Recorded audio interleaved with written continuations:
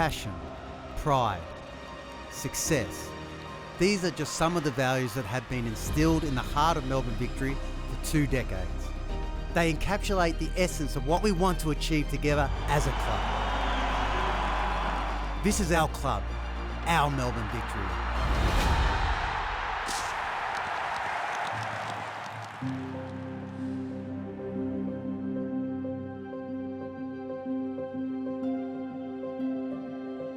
It's fitting that we're sitting here in a Metricon home because all my memories with Melbourne Victory, Metricon were here ever present. The late Mario Bison and his wonderful wife Glenda. We've shared some fantastic moments together. Melbourne Victory was born essentially out of the failure to qualify for the 1998 World Cup. Around that time we thought Australian soccer had to stop relying on the Socceroos. And there was quite a vibrant online community. We were all throwing ideas around about how to make Australian football better. And I think it was 2 o'clock one morning, I just bolted up right in bed and had this vision for a team called Melbourne Victory that was based on Melbourne Victoria. All the branding came with the V on the shirt. And so that was really the catalyst for the conception of the club. It only came through Jeff Lord.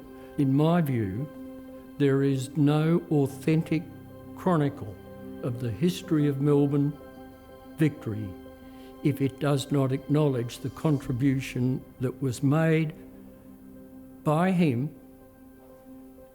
and as the creator and as the chairman of Melbourne Victory. So these 3 people, Tony, Alan Rados, who was a journalist with News Corp at the time, and a fellow named Glenn Wheatley, went to see Jeff to inquire about his interest in maybe supporting, investing. Melbourne is not an AFL town. Melbourne's a sports town.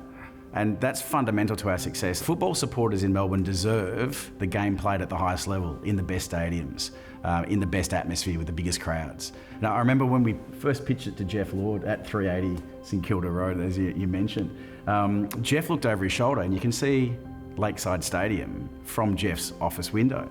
And Jeff looked over his shoulder, he said, "We can play Monday nights in front of 4,000 people. And Alan Rados turned around and said, "No, Jeff, let's play at Telstra Dome in front of 40,000 people." And even I, at that point, was like a bit sceptical. Alan was sending a pretty big picture there. But I think that was the first steps of it clicking over in Jeff's mind, just how big it could be. I was blown away. I was really, really surprised. I was excited when they told me that they wanted me to be the footy ops manager and be the first employee and sort of help build a club from the ground up. It was like, wow, what an opportunity. To work at an elite sports club is fantastic. To help build one, just remarkable opportunity. In the NSL, I played for Heidelberg, which had a Greek heritage. South Melbourne had a Greek heritage. Melbourne Croatia had a Croatia. So it was those cultural pieces that made the game work fantastically well. But we were doing something new. We were going to try and attract some of their fans, all of their fans, one of their fans, their families, their wives, their kids to come to this entity called Melbourne Victory. And that really was Jeff Lord's vision. He wanted to build something for Melbourne Victory that would be around in 20 years and 100 years that people could be proud of. So it was pretty easy to buy into that vision.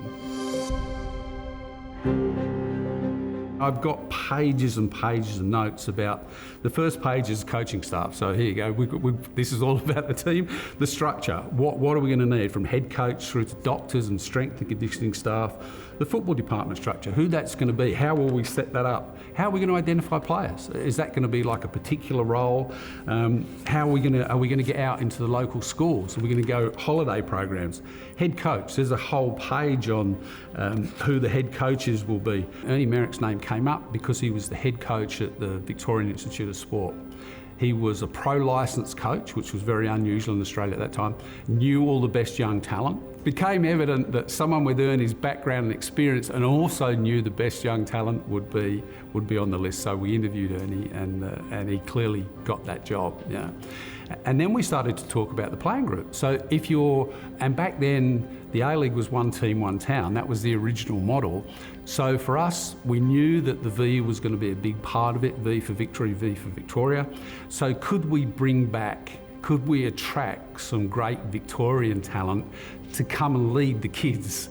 So getting the young kids like Adrian Layer and Christian Sarkis, that bit wasn't hard because of their relationship with Ernie. They'd left the VIS, they were playing in the NSL, but that bit was fairly simple. But getting Kevin to come back, getting Danny Alsop to come back, Andy Vlahos, and so it went on. That was the challenge, but the model was really, we're building this for Melbourne and Victoria. Let's bring back as much Victorian talent as we can. Timing was about right, and it was Gary Cole then who followed through with he won't mind me calling him a pest, because it become bordering on pestering me, but it worked because I had a lot of trust and had a lot of respect, and still do have a lot of respect for Gary, and that's where it all started back in 2005. It was more of a family decision, I think, when Gary Cole gave me the call to come back, that I'll go, yes, well, let's give it a go.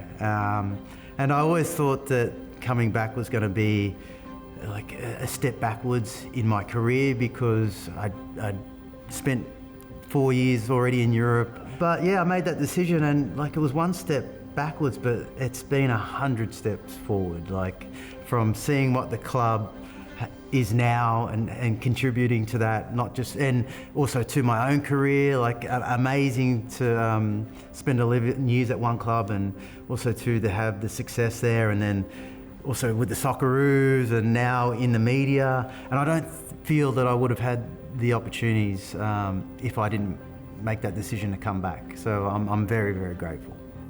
The miracle of it was that Jeff Lord, from these guys leaving his office and presenting him with the problem, no office, no staff, no players, no coach, and in 5 months he had a squad playing their first game on the ground. That is a miracle. Think about that.